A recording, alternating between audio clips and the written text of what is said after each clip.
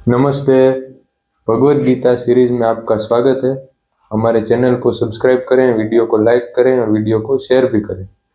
तो आज के इस वीडियो में हम भगवत गीता के दूसरे अध्याय के छठे श्लोक का अध्ययन करेंगे।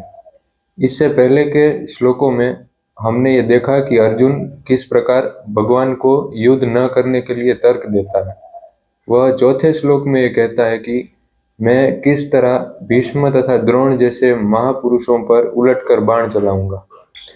फिर पांचवें श्लोक में अर्जुन यह तर्क देता है कि भीष्म पितामह, द्रोणाचार्य जैसे महान आचार्यों पर बाण चलाने या उनको मारने से अच्छा है मैं संसार में भीख मांगकर जीवन यापन करूंगा। इस प्रकार तर्क देता हुआ अर्जुन छठे श्लोक में भी ऐसा ही कोई तर्क देता है। तो आइए छठा श्लोक पढ़ते हैं। चैतद्विमः कतरन् नोगर्यो यद्वजायमा यदि वा नो जयेयुयान् एव हत्वा न जिजीविषामस् ते अवशिष्टा प्रमुखे धृतराष्ट्रः। हम यह भी नहीं जानते कि हमारे लिए क्या श्रेष्ठ है, उनको जीतना या उनके द्वारा जीते जाना। यदि हम धृतराष्ट्र के पुत्रों का वध कर देते हैं तो हमें जीवित रहने की आवश्यकता नहीं है, फिर भी वे युद्ध भूमि में हमारे समक्ष खड़े हैं। अर्जुन को यह समझ नहीं आ रहा था कि वह क्या करे, युद्ध करे और अनावश्यक रक्तपात का कारण बने। यद्यपि क्षत्रिय होने के नाते युद्ध करना उसका धर्म था, या फिर वह युद्ध से विमुख होकर भिक्षा मांगकर जीवन यापन करे।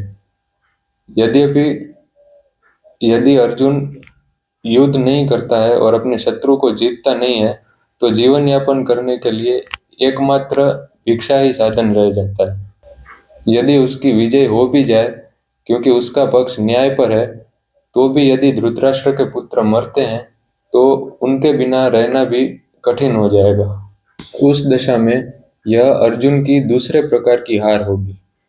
अर्जुन द्वारा इस प्रकार विचार व्यक्त किए जाना यह सिद्ध करता है कि अर्जुन न केवल भगवान का महान भक्त था, अपितु वह अत्यंत प्रबुद्ध और अपने मन तथा इंद्रियों पर पूर्ण नियंत्रण रखने वाला था।